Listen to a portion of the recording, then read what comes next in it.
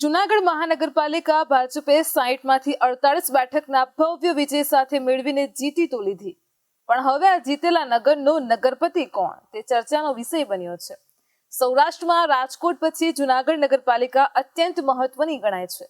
સમજી લો કે કાઠિયાવાડની તે ધોરી નસ છે. હવે નગરના નગરપતિ એટલે કે મેયર કોણ તેની ચર્ચા જોરશોરથી શરૂ થઈ ગઈ છે. મેયર પદ પર તો છેવટની મહોર ભાજપનું સંસદીય બોર્ડ જ મારશે, પરંતુ હાલમાં તો ફક્ત ભાજપના વર્તુળોમાં જ નહીં, સમગ્ર શહેરમાં જૂનાગઢના મેયરનો તાજ પહેરીને કોણ સરતાજ થશે તે હાલમાં ચર્ચાનો વિષય બન્યો છે. જૂનાગઢમાં મેયર તરીકેના દાવેદારોમાં જોઈએ તો હવે બેઠકો પર ઉમેદવારો ઊભા રાખવામાં જે સામાજિક સમીકરણો હતા તે જ સામાજિક સમીકરણો મેયર પદ માટે પણ લગાવવામાં આવશે.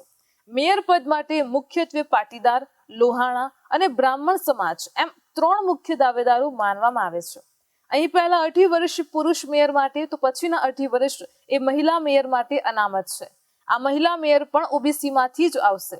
જૂનાગઢના ફક્ત મેયર કોણ બનશે તેવું જ નહીં, ડેપ્યુટી મેયર અને સ્ટેન્ડિંગ કમિટીના ચેરમેનનું પદ પણ ચર્ચામાં છે.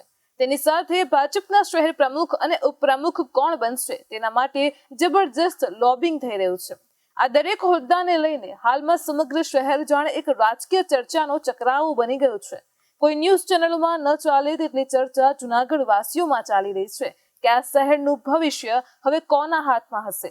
મેયર પદે બેસનાર સુજન લાગણીનો અને જન માંગણીનો પડઘો પાડી શકશે, તે સામાન્ય લોકોની સાથે જોડાઈ શકશે, લોકોની તકલીફો સમજી શકશે. આ બધું જ લોકો પણ વિચારી રહ્યા છે. આ ઉપરાંત જૂનાગઢ શહેરનું સંગઠન માળખું પણ નવું જાહેર કરવામાં આવનાર છે. ભાજપ જ્ઞાતિગત સમીકરણો સાધવામાં કાબિલ છે. આ સમીકરણોના આધારે પ્રદેશની નેતાગીરી હાઈકમાન્ડના આદેશથી આ માળખું જાહેર કરશે.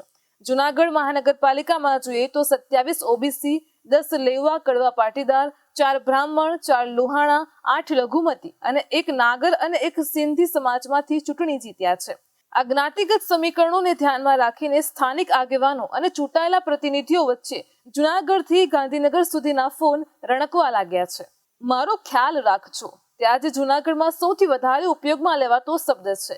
મેયર તે નગરપતિ જનરલમાંથી ગમે તે બને, પરંતુ તેના માટે પક્ષની અંદરના દરેક જૂથમાં રાજકીય પ્રવૃત્તિઓએ વેગ પકડ્યો છે.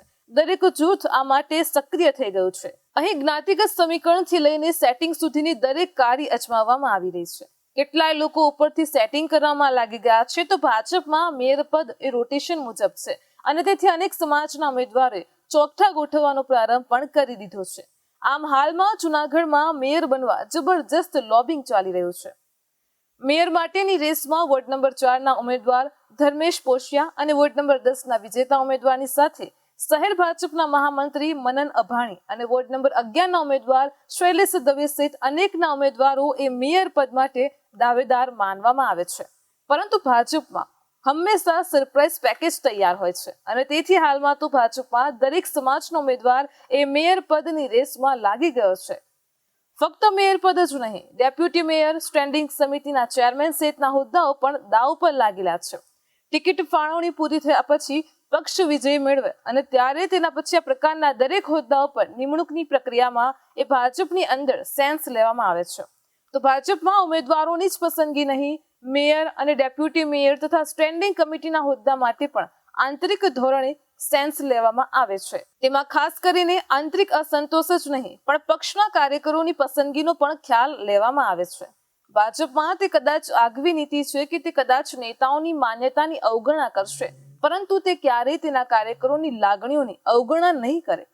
તે સારી રીતે જાણે છે કે તળિયાના કાર્યકરો જ તળિયાના લોકો સુધીના પહોંચ ધરાવે છે. તે સારી રીતે જાણે છે કે તળિયાના કાર્યકરો જ તળિયાના લોકો સુધીની પહોંચ ધરાવે છે અને તળિયાના લોકોની સાથે જ તેમનો રોજબરોજનો સામાજિક સંપર્ક રહેલો છે. તેથી ભાજપે તળિયાના કાર્યકરોની લાગણીઓને ધ્યાનમાં રાખીને ઘણી બધી નિમણૂકોમાં સરપ્રાઇઝ આપ્યું છે. તેમાં અપવાદ જોવા મળે છે, પરંતુ આ અપવાદ ઘણા ઓછા હોય છે. ભાજપને દરેક સ્તરે આ રીતે સેન્સ લેવાની પ્રક્રિયાનો ફાયદો મળ્યો છે. તેના કારણે તે મોટા નેતાઓને હોદ્દા પરથી દૂર કરવામાં કે તેમને કોરાણે મૂકવામાં સફળ રહ્યું છે. ભાજપ પોતે જ માને છે કે પક્ષને સાચી દિશા હંમેશા આ કાર્યકરોએ જ બતાવી છે. જૂનાગઢમાં ચાલતી રાજકીય સોગઠાબાજીની સાથે સાથે આરએસએસના બેકગ્રાઉન્ડને પણ ધ્યાનમાં લેવાય તો આશ્ચર્ય નહીં થાય. ઘણા બધા પરિબળોની સાથે હવે ભાજપમાં આરએસએસનું બેકગ્રાઉન્ડ પણ મહત્વનું પરિબળ માનવામાં આવે છે. દિલ્હીના સીએમ પદના અનેક દાવેદારો હોવા છતાં આરએસએસના બેકગ્રાઉન્ડના કારણે રેખા ગુપ્તાને ટિકિટ મળી અને તે તેનું તાજેતરનું જ ઉદાહરણ છે.